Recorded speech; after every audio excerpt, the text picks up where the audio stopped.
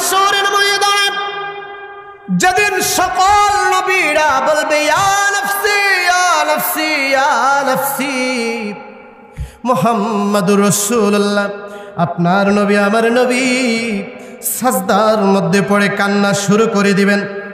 কত বছর চলে যায় এক সাজদায় দুনিয়ার কেউ জানে না। আল্লাহ রাব্বুল আলামিন বলবেন হাবিবি গো কেন কান্দেন, মাথা উঠান আমার সঙ্গে কথা বলেন। নবী মুহাম্মদুর রাসূলুল্লাহ সাল্লাল্লাহু আলাইহি ওয়াসাল্লাম মাথা উঠায় না। আল্লাহ রাব্বুল আলামিন বলবেন হাবিবি গো ৬৩ বছর উম্মতের চিন্তায় উম্মতের কল্যাণে চোখের পানি ছেড়ে তায়েফের ময়দান ঝরঝরিত করে দিয়েছেন।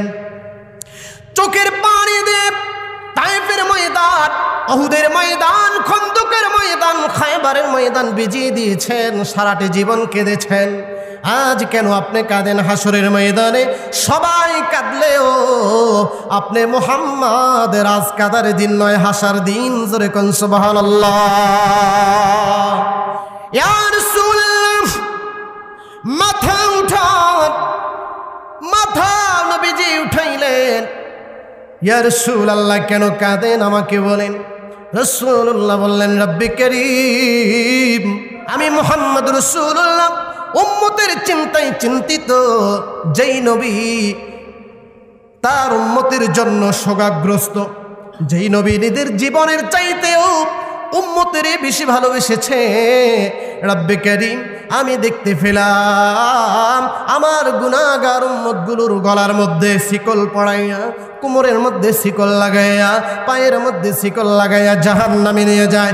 রব্বে কারীম দেখতে বড় কষ্ট লাগে গো, মায়া লাগে। মেহেরবানি করে আমার উম্মতের আপনি মাফ করে দেন। রব্বে কারীম বলবে হাবিব এই দুনিয়ায়, এই জগতে, এই পরকালের ময়দানে কার সুপারিশ আমার কাছে মঞ্জুর না হলেও আপনার সুপারিশ মঞ্জুর। ইয়া রাসূলুল্লাহ ইয়া হাবিবাল্লাহ হুজুর বেছে বেছে আপনার উম্মতদেরকে জান্নাতে নিয়ে যান। জোরে কন্না সুবহানাল্লাহ। হে রাসূল তোমায় ভালোবাসি,